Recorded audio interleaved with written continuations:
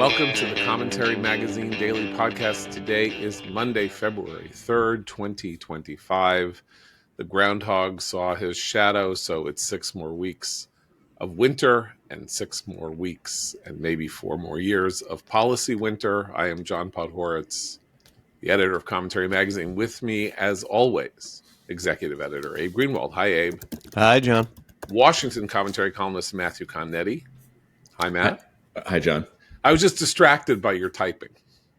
Well, I'm distracted by your Fetterman look.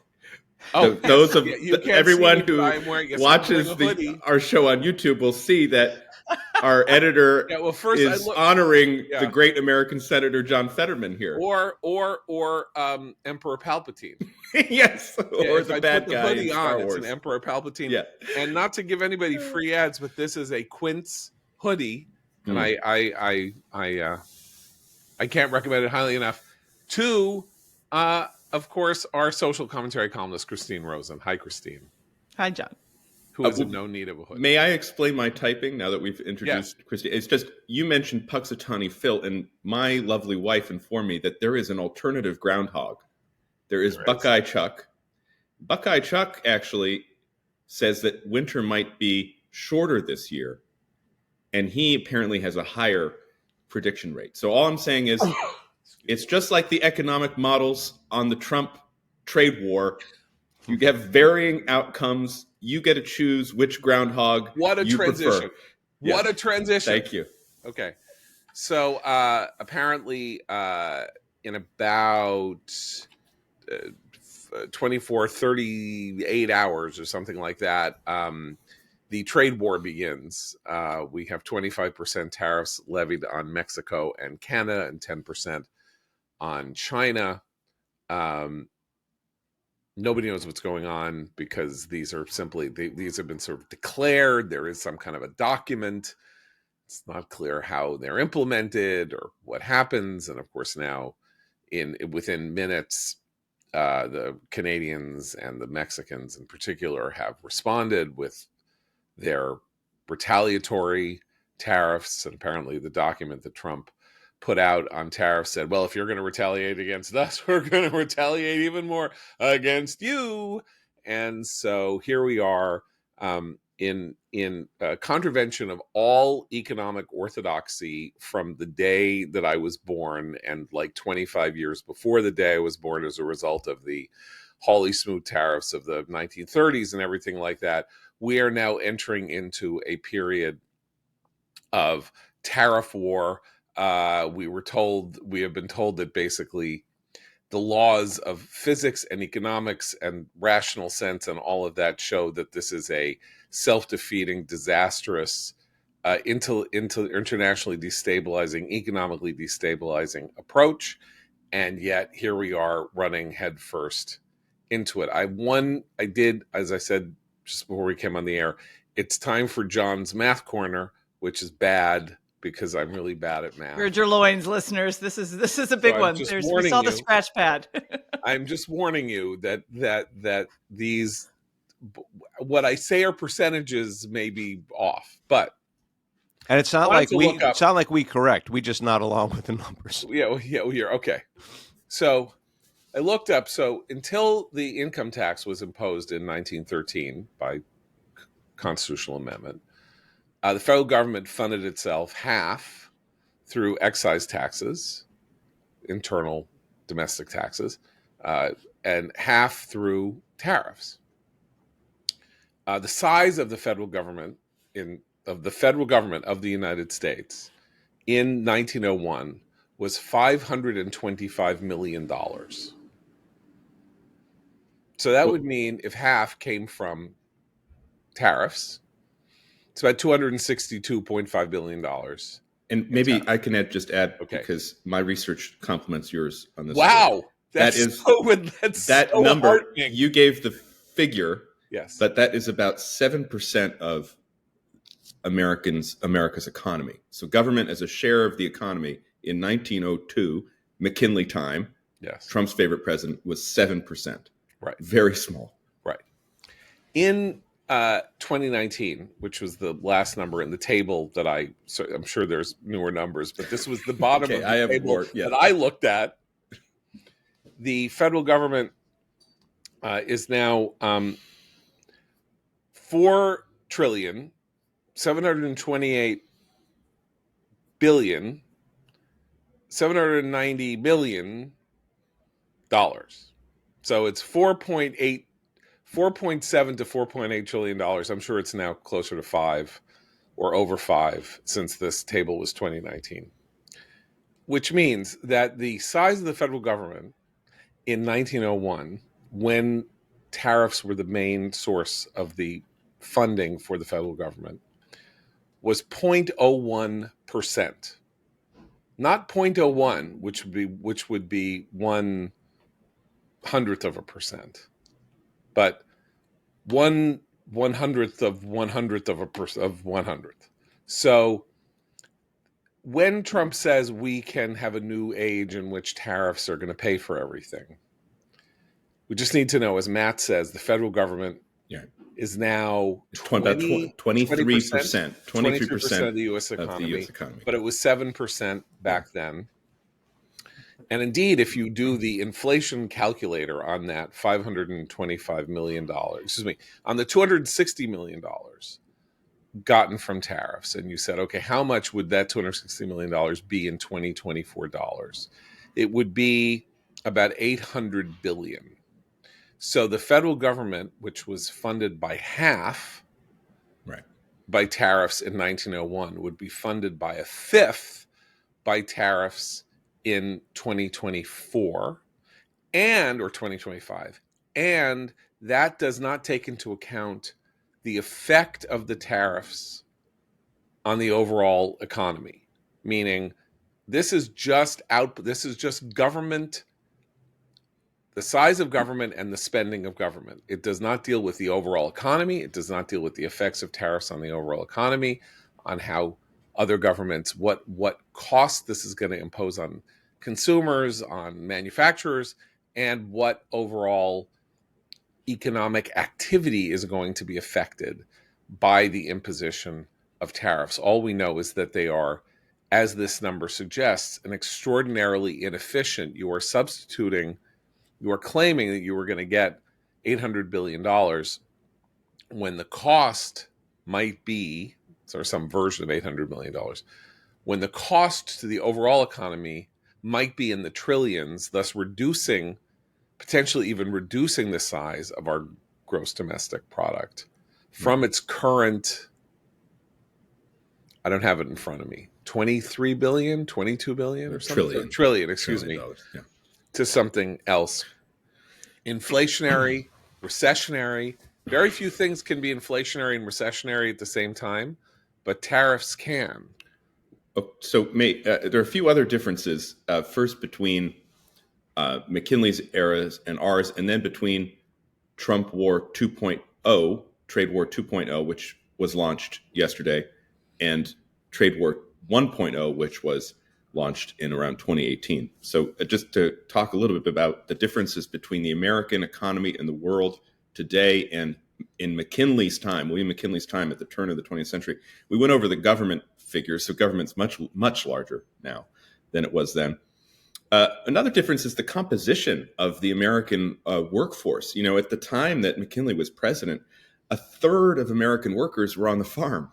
We were still an agricultural economy. And another third... Wait, and what's the number now? Less than 1%. Oh, yeah, right. And then I think it's like 0.75% of American workers work in agriculture. Right.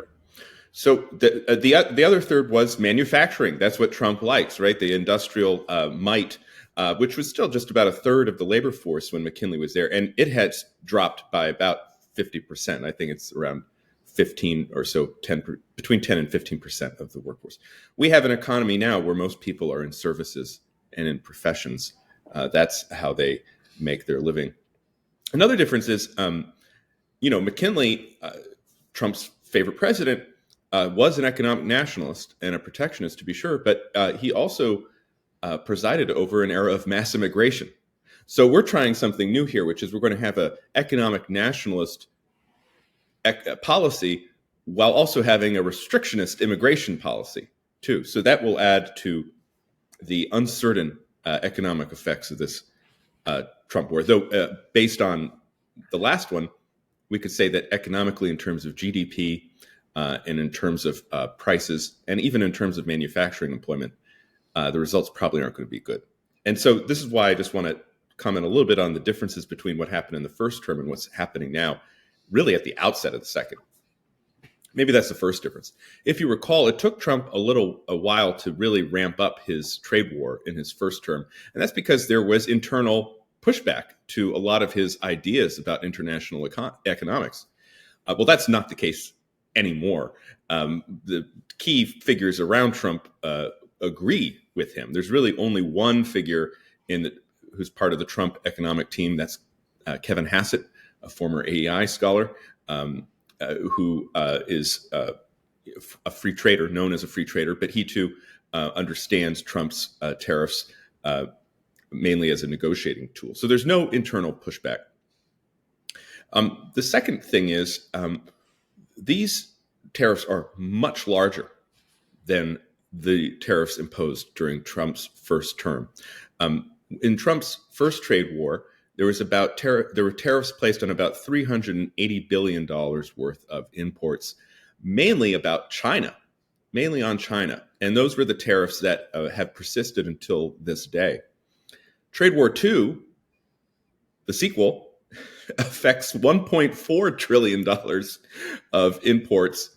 And the time on which these duties are being imposed is much shorter. So if the first trade war took some time to scale up, this one is starting with a bang.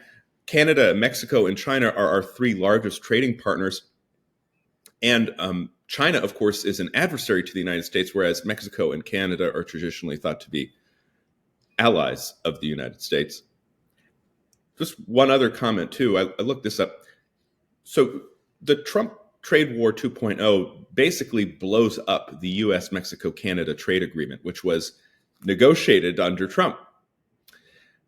And USMCA was negotiated because it was thought that it was time to update the previous North American Free Trade Agreement, the NAFTA agreement, which Trump hates. At the time of NAFTA, when NAFTA came into existence in the early 1990s, the average American tariff on Mexican imports was 2%. And NAFTA actually replaced an earlier free trade agreement, the U.S.-Canadian Free Trade Agreement, which was implemented in the late 80s. When the U.S.-Canada FTA was implemented, the average American tariff on Canadian imports was 4%.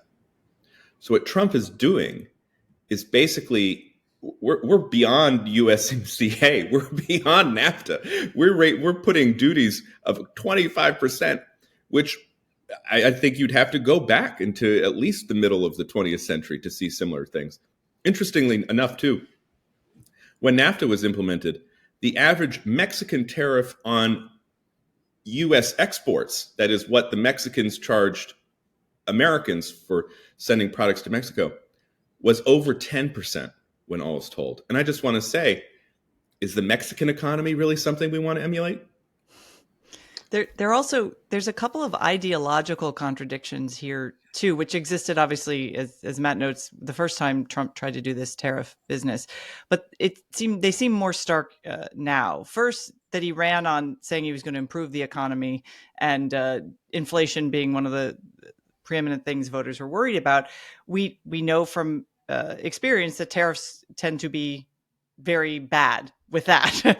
But there's another thing too, which is that he's running on this idea of streamlining government, making it more responsible, firing all these federal workers, really breaking down the bureaucracy.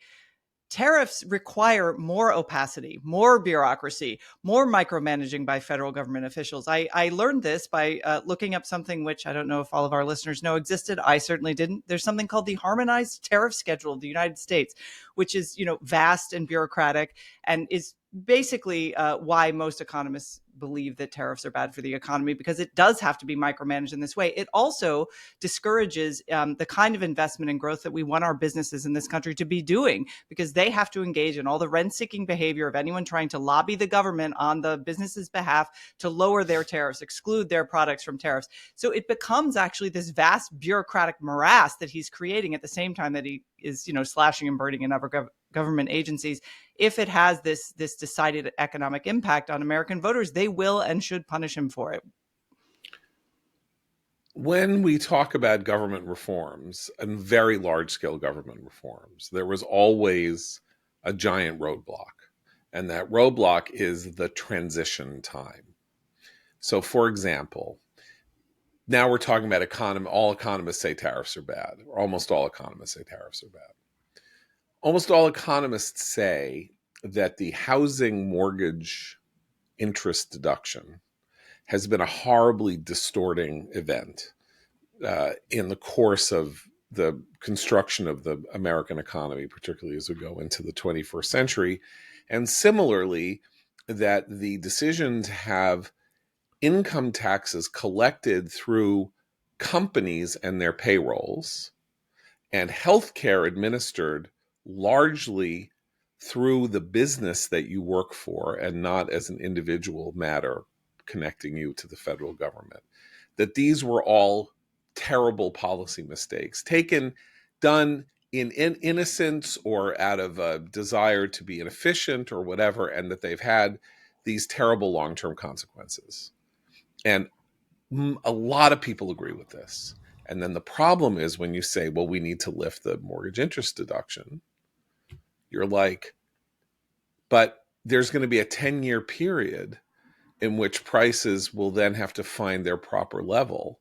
What happens to the people who are living in that 10-year period when the value of the product that they bought 2 years before the mortgage interest deduction is eliminated? They paid a rate for their house. They paid a price for their house that involved calculating in the mortgage interest deduction. Now it's going to be gone. What happens to them? Their wealth is chewed up. What happens to people who have their health care through their company and that's lifted?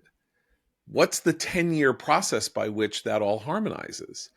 Trump last night was forced to say that the tariffs were going to cause some pain before they brought in this golden age of American everything wonderful that isn't with no bad consequences.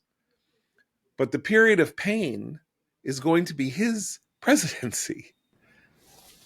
In other words, it's not going to clarify itself in 6 months to a year and a half. If for some reason the tariff system works in the way that the fantasists who love it want it to work, it will restore American manufacturing. It will make it so that Americans buy goods from the United States because in the end they will be cheaper than goods from abroad.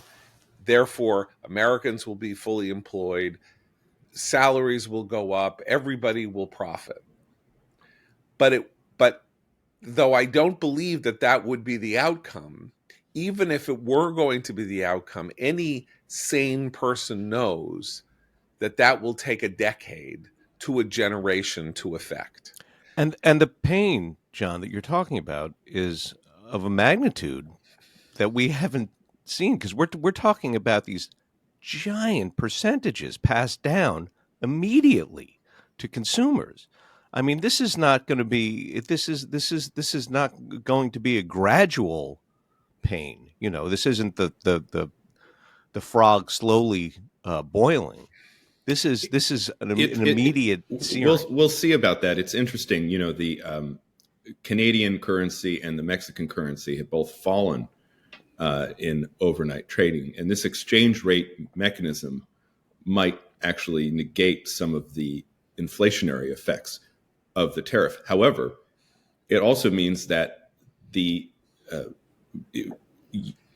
Canadian and Mexican imports will be cheaper, which means we'll buy more of them, which means that the trade deficit, which is Trump's real fixation here, will increase. And so this is why having a stationary state view of the economy is often counterproductive, precisely because the economy is so large, it's so complex, it's so dynamic, and it's beyond any one person's control. So I've always been of the view that, let's see what happens, and oftentimes the most hyperbolic scenarios, pro and con, probably don't work out.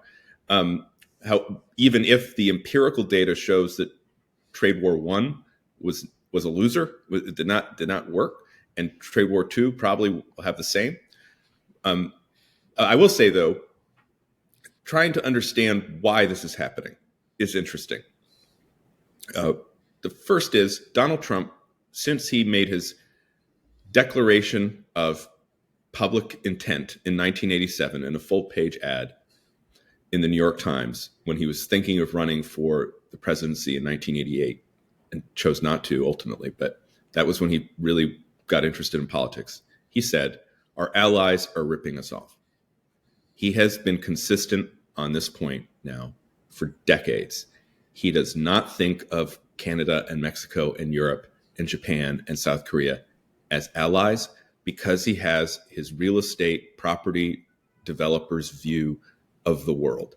There's a deal. Every deal has a winner and a loser. This is totally contrary to economics as additive, right? As additive and as understood by Adam Smith in The Wealth of Nations, which is you both benefit from trade. That's right. So he has a completely contrary view, and he understands this mechanism of how allies are cheating us through the trade deficit, which again, the trade deficit is a number. Basically, it's how much we're importing versus what we're exporting.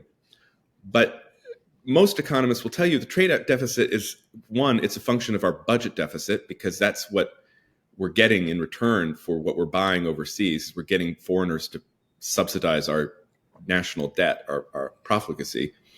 And two, we're getting cheap goods. So, what's really harmful here? Trump thinks that we're being ripped off. And so this is him unburdened by having any internal, by what has been, unburdened by what was the case in his first term, yes. Finally pursuing his objectives.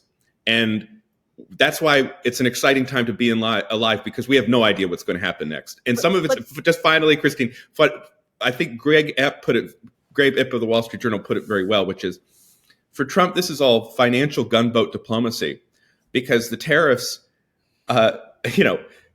they're going to be a mechanism to, in Greg Epp's words, annex Canada, take Greenland from Denmark, and the first step in seizing control of the Panama Canal, all of which seem to be on the table now in the first 2 weeks of Trump 2.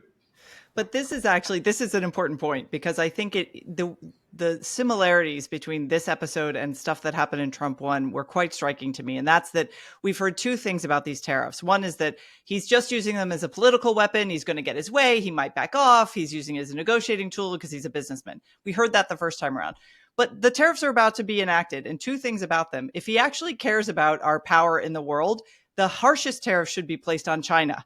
But the weakest ones were placed on China and the harshest ones on our allies. So that's one thing. But the other thing is that once again, we have this entire universe of people trying to create an intellectual scaffolding to explain Trump's absolutely I think Matt's absolutely right, very straightforward thing, which is that we're getting ripped off. I think this is the way to stop getting ripped off. And then there are all these complicated theories of who's behind it, who's advising him, who's doing this. It's not that complicated. I think our colleague Seth went on Twitter this week and was like, he just likes tariffs. Like, he doesn't actually care about the intellectual scaffolding. But we will all be hearing these stories about, oh, he's so prescient, he wants to bring back this heyday of manufacturing in the US, et cetera, et cetera. None of that's true, and none of it is likely to happen. But again, this is what's so evocative of the first term, where everybody's scrambling to justify and explain something that is actually quite simplistic when it comes to what Trump is doing.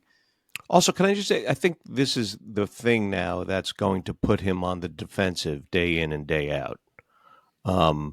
You have a certain contingent of the media and liberals who hated deportations, but countries behind it. This is going to be measured, tested every day, and he's going to get testy about it. It's going to become the sort of battleground now, and it's long term, relatively long term. I mean, we don't know, but it's not over tomorrow. Well, just wait until we invade Panama, because that's 2 weeks away. This is like listening to yacht rock radio. We invaded Panama once already. People don't even remember this. I was listening to Matt's and my favorite show, Up First on NPR. Up First. And there's something like, and our close relationship with Panama over many decades is now being tested. We went to war in Panama. Panama was being run for 20 years by a crazy dictator named Noriega. Like, this is not whatever. I needed to put that in there because we don't want to start writing some bizarre rosy history. But I think a very much larger point emerges from both what Christine and Matt are talking about that is so big that we don't even have vocabulary to deal with, which is that we have a president who, very possibly for the first time since Andrew Jackson, I would say, does not believe in friends, does not believe in alliances, does not believe that the United States benefits from steady relationships with countries that are not us. This is a very, very, very, very big thing.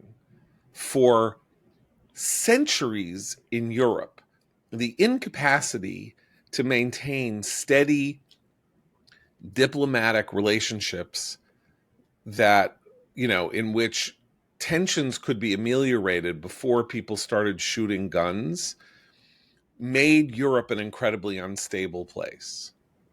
And the world took the lesson at the tail end of the European domination of the world in the first half of the 20th century, that this was not a good way to go, that Europe's constantly shifting alliances based on nothing other than immediate convenience, or whoever was mad at who inside the giant hemophiliac creating royal families of Russia and Germany and England and Austria. All of that, and Austria, that this cousin was mad at that cousin, and this one wanted that piece of land, and what this led to in the modern era with modern guns and modern weaponry and modern communications was mass murder and civilizational collapse. That we better figure out a way to have alliances that seem mutually reinforcing to the benefit of everybody, and in which the goal was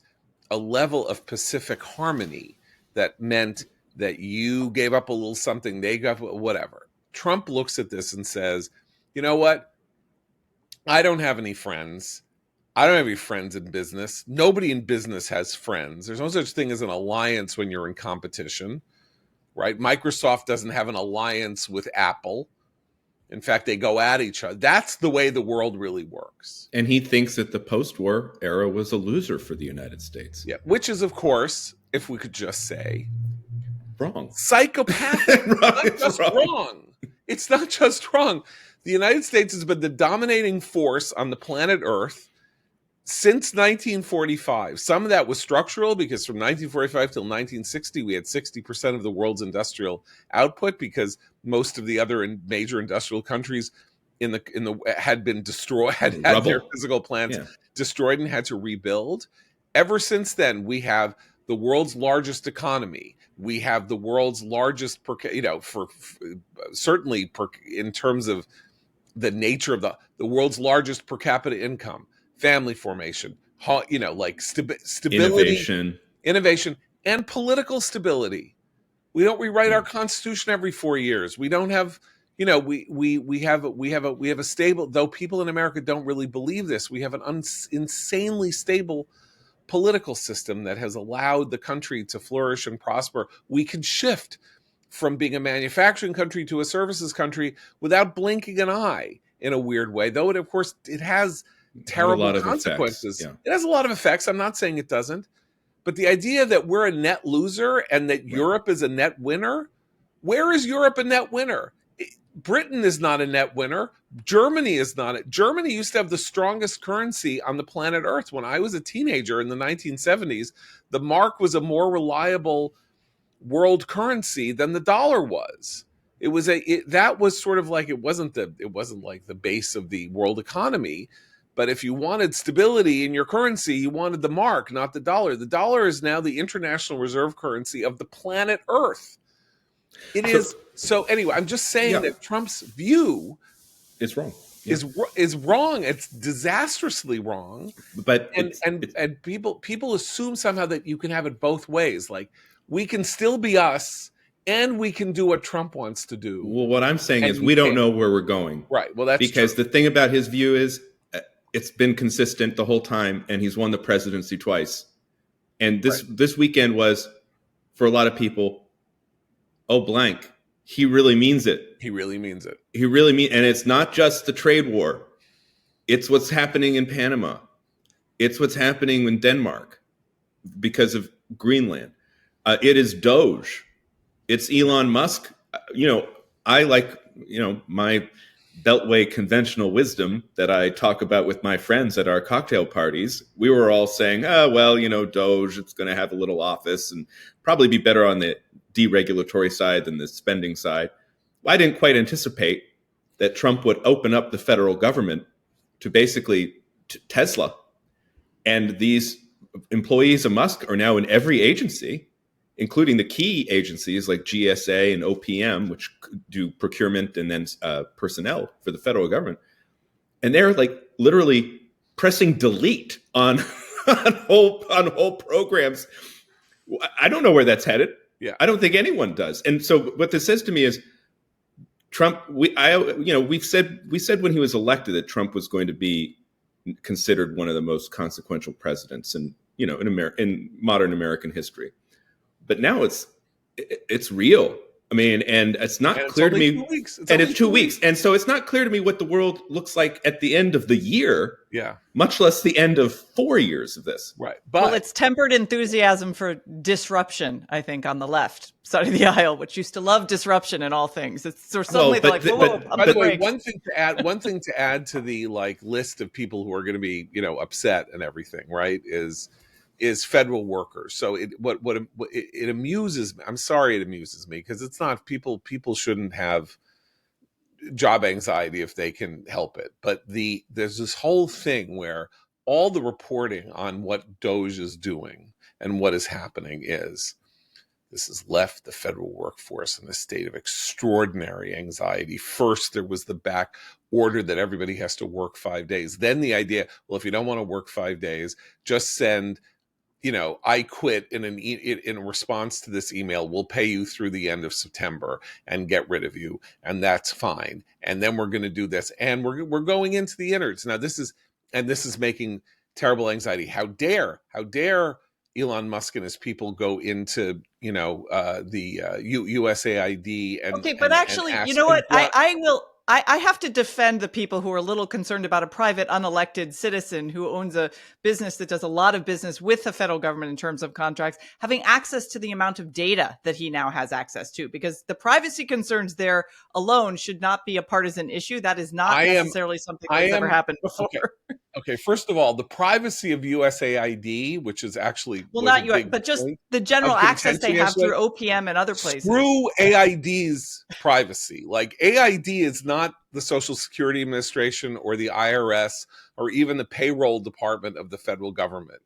USAID is a grant-giving agency that hands out federal government money to NGOs and foreign actors and things like that, and that they have a SCIF, which is a secure, self-contained room, so that there's secrets and things. You know what? The hell with that. I'm sorry. That is not what AID is supposed to be. It's not supposed to be. Now, maybe it is. Maybe it turns out AID is actually an intelligence agency in the form of a grant-giving body, and that there's a lot of stuff going on there where they're running money through that is going to bribe people and do all that, which will also be something that we may find out about. But what we heard was people at USAID were like, "You are not going in that room. How dare you?" And then they're saying no, I'm sorry. We the president has sent us. President of the United States sent us. He's your boss too, and he says we can go in this skiff. And then they're almost like saying, "Do you have a warrant? Where's your warrant? You know, you can't come in this room." I'm not making light of the fact that things are happening here that have never happened before, and it's conceivable that they are of somewhat dubious legality, but we don't know that they're of dubious legality. We don't know that AID's writ means that it has secure, that it's supposed to have a skiff. We don't know that there's a budget line for a skiff. We don't know that there are rules governing what the security clearances are for people who work at USAID. I had always thought it was part of the State Department, and it turns out it's not. And that's one thing that Trump is thinking of doing. I also I will admit, I'm biased here. If it makes Samantha Power angry, I'm kind of for it. Yeah, and she, of course, ran USAID under Biden, and Biden put her in the cabinet, which I thought was interesting. And she's very angry at what's happening here. Yeah. I don't mean, honestly, I genuinely, because I think Christine's point, the larger point is they are doing the thing that disruptors do, right? Which is that they're marching in and they're breaking things.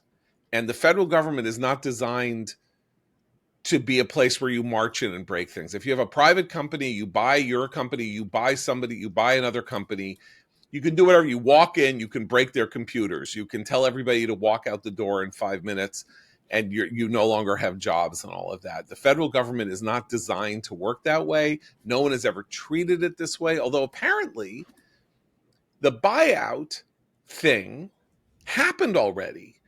I didn't know this. I read this over the weekend that in 1993, as part of Al Gore's Reinventing Government program, there was, in fact, a government buyout of federal workers. Now, I think it was in a very limited, it was like a pilot program, and it was very limited to certain departments and all of that. But even that thing that we heard that is like, what is going on? You're not allowed to do this, has actually happened 30 years ago under a Democratic administration. But buyouts at the federal government worker level also introduced this little kink in the narrative that I think that the Doge and Trump people want to tell, which is that the smart entrepreneurial people often will take the buyout because they can go find work in the private sector. Those are the people you most want in government. The ones left behind who don't take the buyout. We don't want them. This is what destroyed journalism. Yeah. In journalism, what destroyed most of American journalism was the decision that people made to offer, rather than, because they might fire young people, women, and minorities, and then they would get in trouble. They would offer, you need 200 people to leave your payroll. You offer everybody a buyout. Yeah. And who left? The most senior, the most experienced, the most talented, the most able, and the most expensive.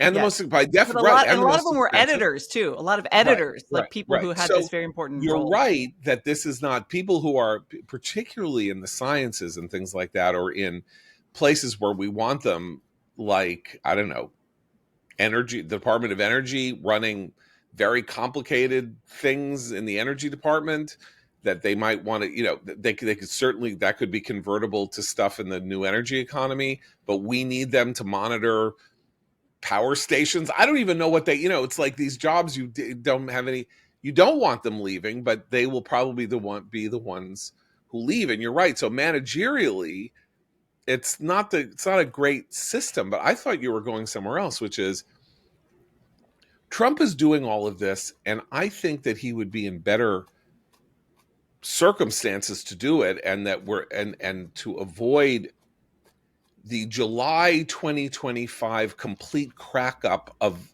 Trump and MAGA if things go wrong, if he just had a better hand to play in the Congress. He is acting, LBJ did the Great Society with 69 Democratic senators and a clear, almost 100-seat majority in the House. And he revolutionized the federal government in 2 years with 78 pieces of legislation collectively known as the Great Society, with what was an unambiguous mandate to do whatever the hell he wanted.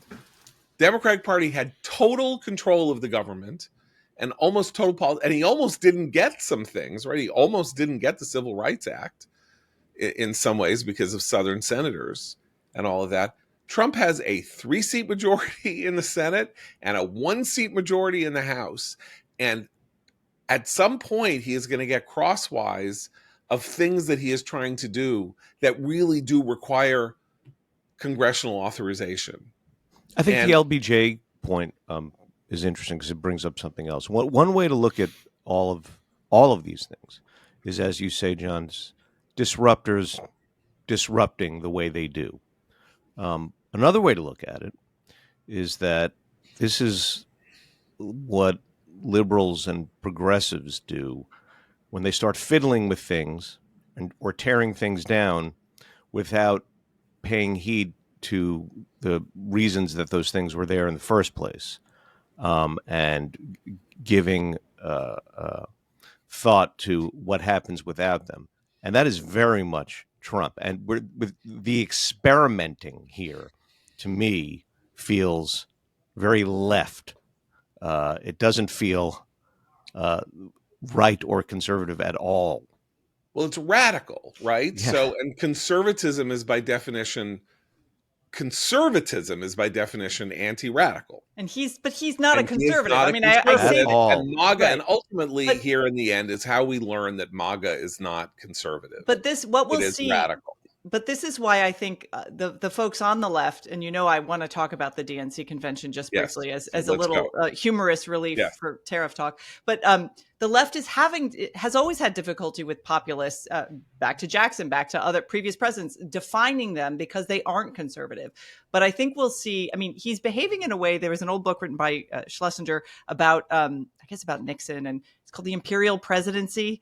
So this idea Kennedy, of really, when someone's on the right and they're disruptive and sort of aggrandizing their power, they're seen as, an emperor, as being something undemocratic. Whereas when you do it on the left, it's a necessary culture war to move, progress ahead and all this other stuff. So I do think that part of it is our inability to sort of understand the role of a powerful populism when it actually embraces the institutions. This is also, though, the long-term story of how Congress hasn't been doing its job for decades. So there is this vacuum that he is now filling. And the fact that Biden tried to do it and also failed in his own way should be a humbling lesson for Trump, but Trump doesn't learn humble lessons. Look, governmentally, as I say, there's going to be the role of the courts in adjudicating whether or not Trump has the power to do some of the things that he is doing here that involve an expansion of the theory of the unitary executive, which is too recondite to get into. But it's a real expansion of the theory of the unitary executive that I don't think that the conservative courts that have been appointed largely by conservative are going to look with great favor on.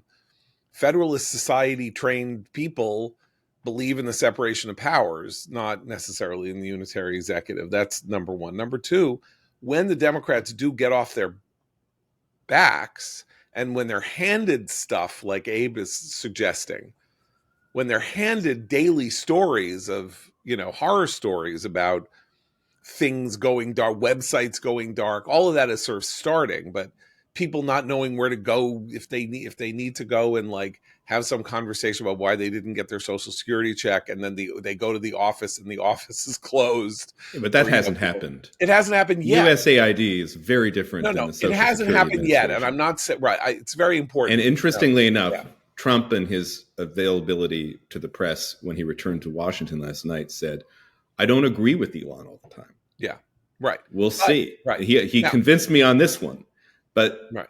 They're not going to mess with Social Security or Medicare. Even the spending freeze made sure that was not the case. That's why I made the joke about USAID and the skiff and people standing, in front of the seat saying, "You're not going in this room. How dare you?"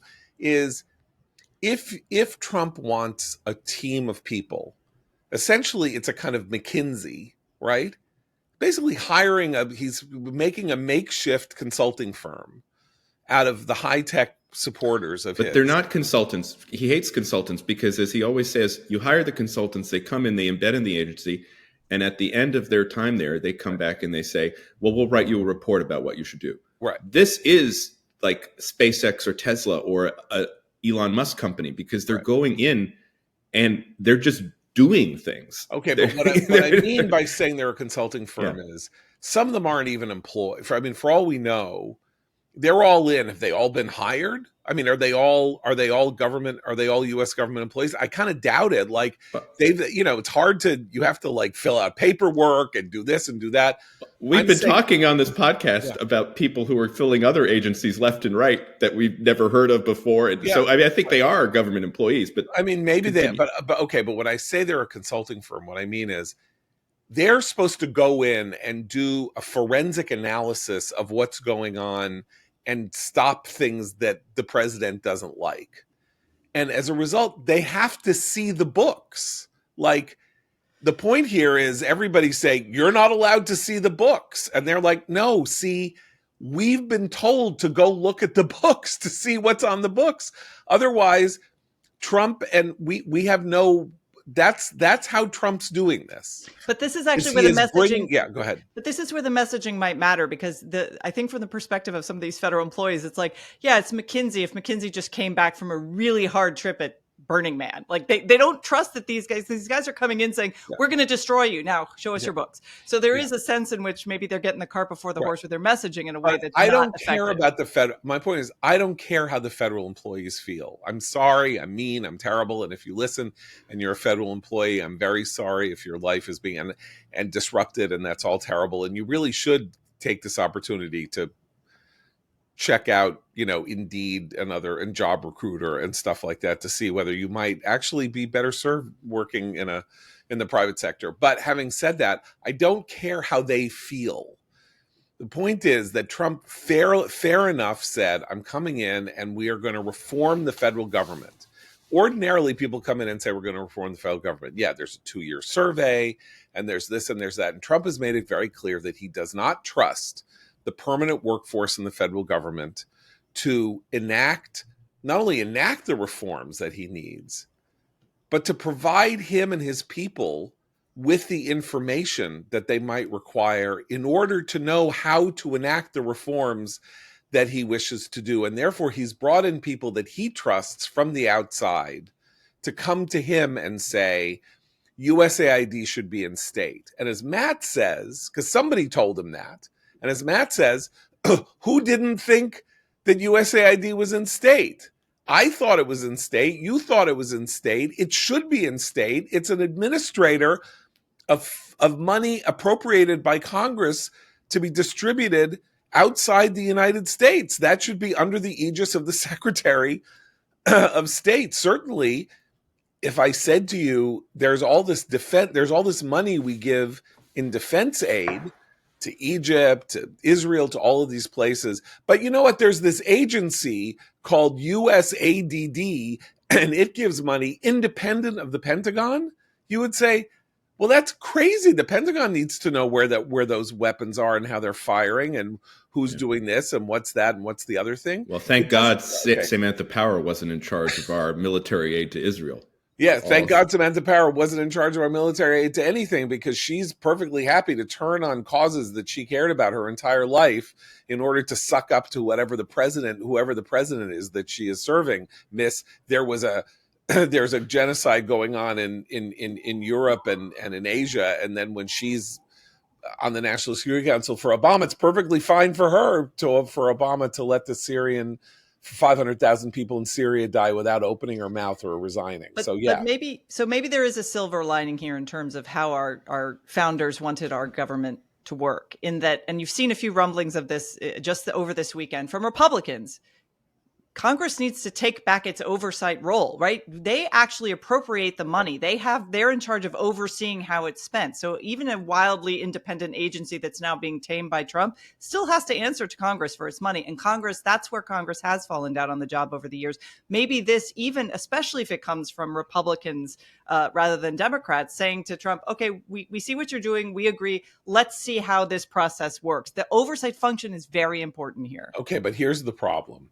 The people who have been elected to Washington, beginning, let's say, in 2016, but probably really beginning in 2018. So 2018, 4 elections, new Republicans, who make up, I'm so sorry, a significant portion both of the Senate and the House caucuses. they are not members of Congress in the conventional sense. They have been elected to be part of Trump's army. Their purpose is to be in the House what, you know, these people, Michael Anton is in the State Department or whatever. They're there to fulfill Trump's agenda. They do not see themselves as having an oversight role. They do not see themselves as independent of the presidency. They do not see themselves as fulfilling a historic place in helping the separation of powers, having the American government run the way the American government is supposed to run. That is a huge, huge problem. And can I just add on to that? Because the federal government now, with a few exceptions, farm programs, pensions, the military, the rest of the federal government serves Democrats. That's what it is. It finances Democrats and Democratic interests. And so there's this weird dynamic now, and it was visible in the OMB spending freeze. The Democrats were the ones up in arms because it was their people, their programs that were being affected. Republicans will get angry if there's confusion about Social Security and Medicare. And that's why I think the OMB memo was rescinded last week, as many Republican lawmakers were hearing from their constituents a scared of, hold it, what about my check is coming, right? Or what about my veterans health care? But for the most part, much of the federal government is basically another branch of the Democratic Party. And so when DOJ goes after it, the Republicans in Congress don't care. Right. They're not affected. And that's why it's just, the danger would be for Trump and the Republicans if Elon Musk and his crew get ahead of their skis and start going into programs that are important to the Republican coalition. Look, we have had to add to Matt's point, even though it kind of contradicts the point that I was making before, but is people get outraged when Republicans do things that Republicans and that Democrats do.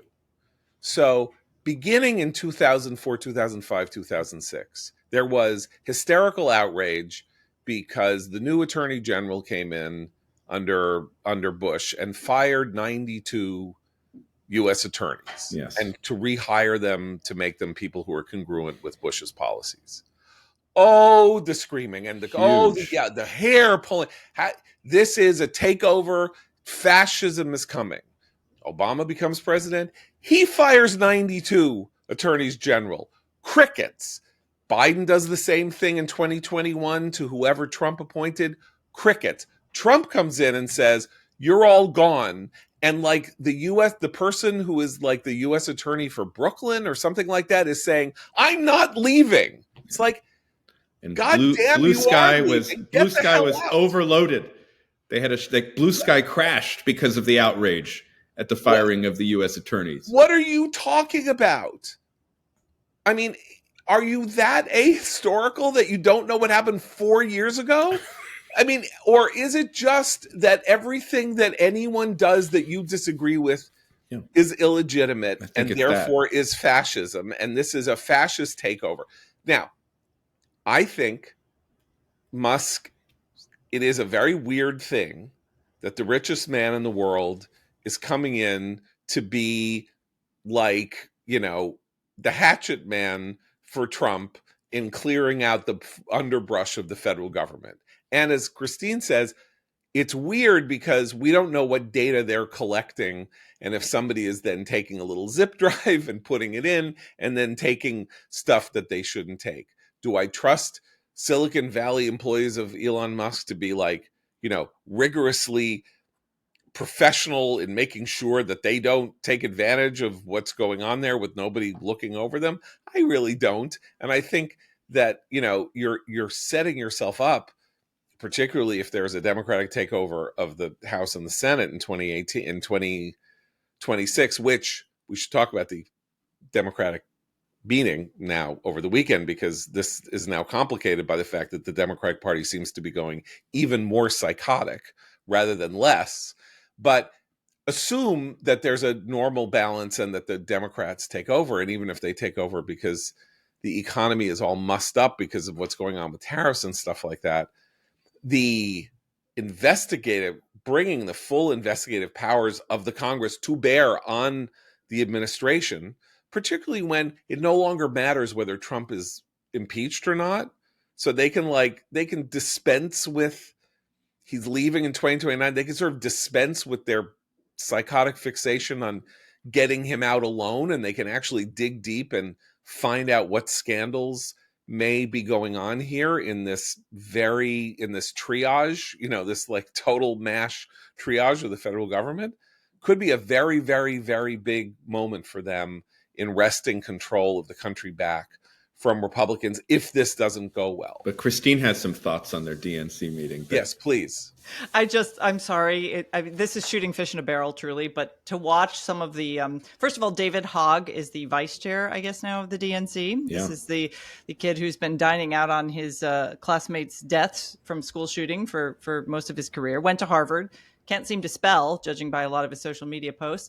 But he's the future of the Democratic Party. We had the land acknowledgments. We had the multiple genders. Well, we should say that the DNC had its annual meeting. Oh yes, sorry. Where it had to elect new leadership. Yes. In the wake of the election. And they polled the people who were there and said, how many of you think racism and misogyny was the reason Kamala Harris lost? All the hands enthusiastically went up. So the shorts or the TLDR, they've learned nothing. And I think if you watched any of the Grammy Awards last night, Hollywood also has learned nothing. So we have kind of a weird stasis on the left. And however, we have people like Josh Shapiro, Fetterman, others. There are people in the party who I think aren't happy, Richie Torres, people who aren't happy with seeing the party elect this kind of leadership. And I'll leave it to John, Matt, and Abe to describe how powerful the DNC is in any case, but it was sort of hilarious for conservatives after this sort of revolutionary return of Trumpism to the White House and, capturing all three branches of government. The Democrats are still talking about their pronouns. Well, it is very important that you mention Fetterman and Shapiro, because Dan Balls of the Washington Post has a piece today about a report written in part by William Galston, by the organization called Third Way. So Third Way is sort of remains the effort to find a place in the center for the Democratic Party that is neither, sort of like a rubber stamp fake Trump saying they're Democrats, or isn't AOC, land acknowledgement, Bernie, whatever. And they say that the only path forward for the Democrats, given their loss of the working class, their total dependence now on the college educated, who make up, 32% of the American populace, as opposed to 68% that does not have a college degree.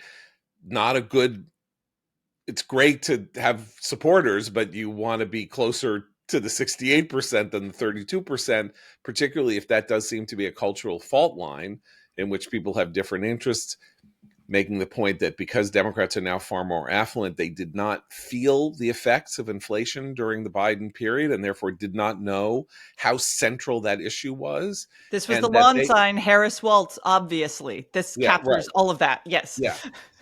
And what Galston and his colleague, I can't remember who his co-author are, it's Elaine Kamarck. Oh, it's Elaine Kamarck. I'm sorry. They co-wrote The Politics of Evasion after the 84 election, which created the blueprint for Clinton and Gore and the Third Way, the original Third Way. Yeah, I apologize. Anyway, they say the model to follow is the state of Pennsylvania, because there were all these other places that were swing states that have gone totally red, but Pennsylvania remains a swing state.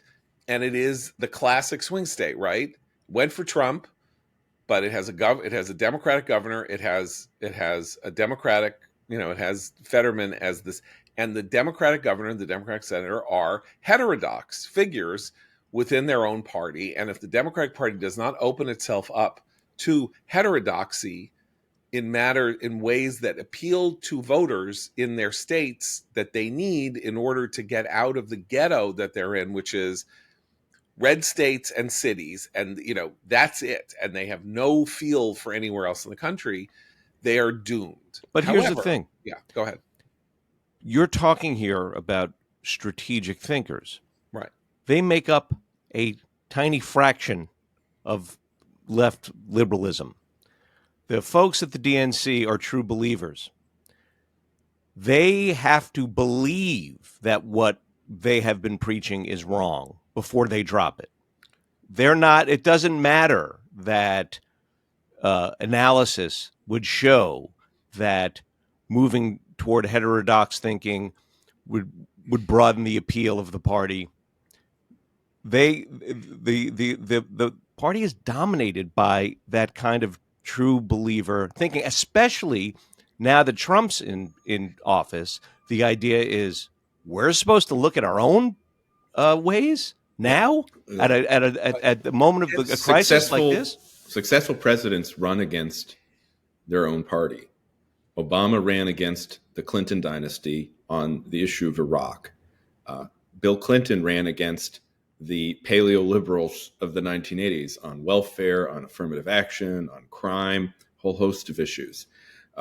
Reagan ran against the Nixon-Ford-Bush Republicans, right? Supply-side economics, confrontation, not détente with the Soviet Union. And Trump ran against the Republican establishment of McCain and Romney and the Bushes by calling for the Muslim ban, fighting immigration, economic nationalism, and non-intervention. So the next Democratic president is going to have to run against his or her party, and there is no one doing that. Visible. Right. No one visible. Right. However, structurally, and this is where politics is dynamic, Trump is being an incredibly consequential figure, as Matt says. And there are going to be positives from that, and there may be extraordinarily profound negatives. I mean, really, the tariffs, we could be in recession from the tariffs, or we could be in an inflationary spiral from the tariffs within a year. We don't know. It's highly unlikely that the tariffs are going to have an effect so salutary immediately that he will get credit for it. He will play it that way. And the problem for him is the same bubble problem that happens to all presidents, which is he's going to say next week that the tariffs have been the greatest success of all time. And then everybody on his side is going to say the tariffs are the greatest success of all time. And this could be their version of, oh my God, the Inflation Reduction Act is fantastic. Or look at everything we've done on infrastructure. Everything that Biden said to take credit for things when the American people start feeling the negative consequences of the tariffs.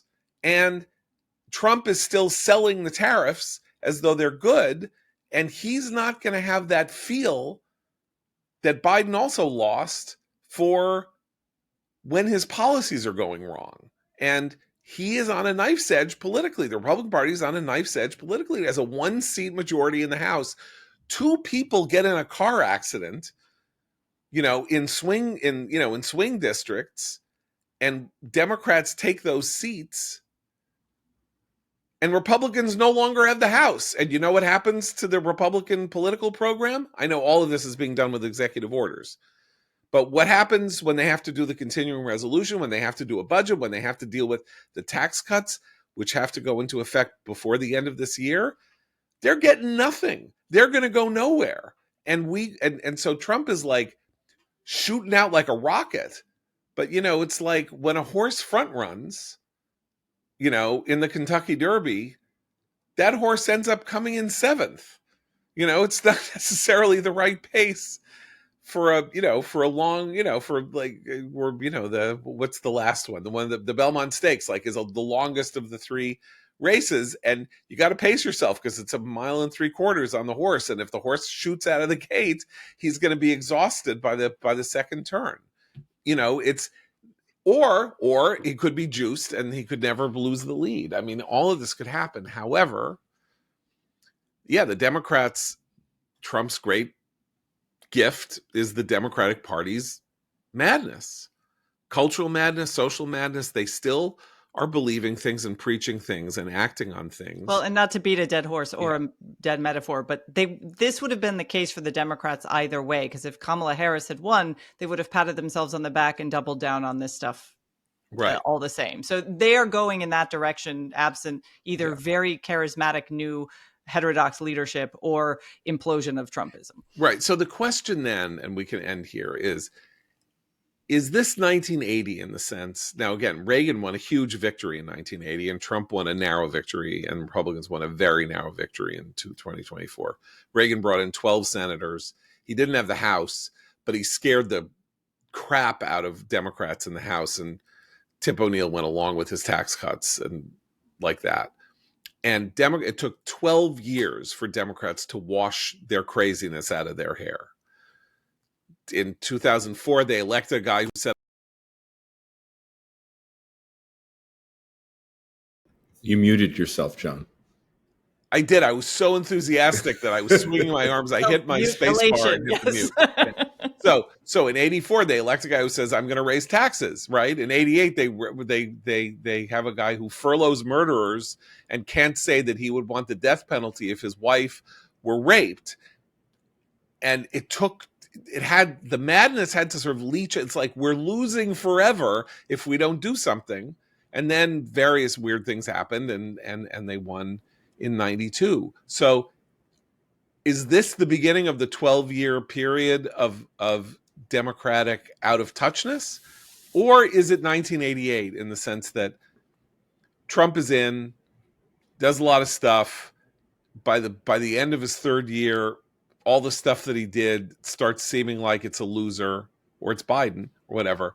And then he can't even run again. And then the whirlwind is reaped. Yeah, we really don't know. We don't know. I would say a big tell would be, is Kamala Harris the Democratic presidential nominee in 2028? 33% of Democrats early say they poll, want her to be the nominee. Poll, she's far and away the front runner now. That's very early, but I think that's the question. Or is it Josh Shapiro? Like, that is the question. It's like Josh Shapiro, by the way, it's not okay, Josh Shapiro. Okay, he's good, but I'm saying even that is a little. Let me go to you with Josh Shapiro, because what Josh Shapiro would say in your reckoning of having to go against the party is, not only is it okay that Josh Shapiro is, he's a conventional Democrat on almost all things, except that he has certain kinds of, he's whatever, but he's also a Jew. And he's an Orthodox Jew, and he's not an Orthodox Jew. He's a sort of Sabbath-keeping, observant Jew, and he supports Israel in that party. And that's what I'm saying. If that party can get to a Jewish supporter of Israel as its nominee, it could win the presidency. And if it can't, I'm not saying he's the only one, but that would be a pretty clear mark of what you're saying, which is that it has to be someone who is running against current Democrat. And Abe's point is, if they're all true believers, he's going nowhere. Right. He is getting nowhere. Okay. So we have finished on a deeply high note of, we don't know what the hell is happening. So tune in tomorrow. And that's why you're here. Flash of partisan rancor. It's for us to add to the lack of clarity that now exists in American politics. More confusion.